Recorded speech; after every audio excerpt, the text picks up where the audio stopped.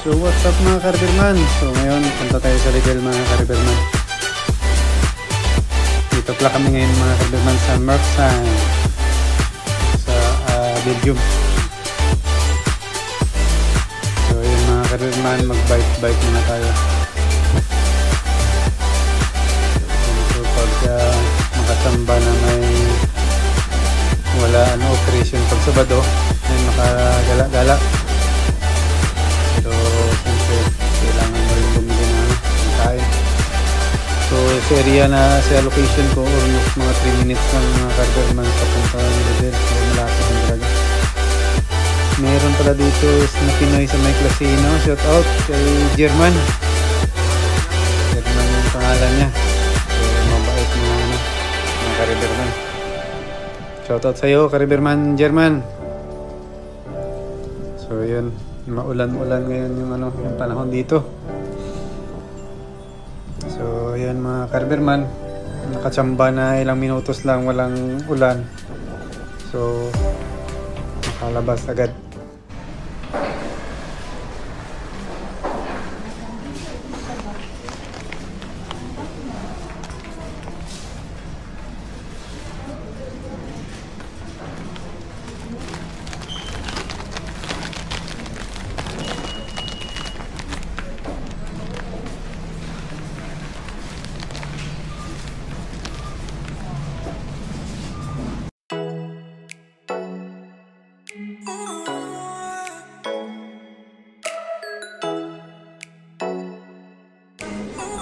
So ayan mga ka-Riverman, tapos na akong mag-grocery.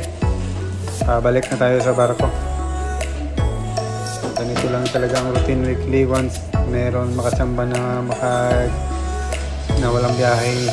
Example na may pa-weekend. So ayan mga ka-Riverman.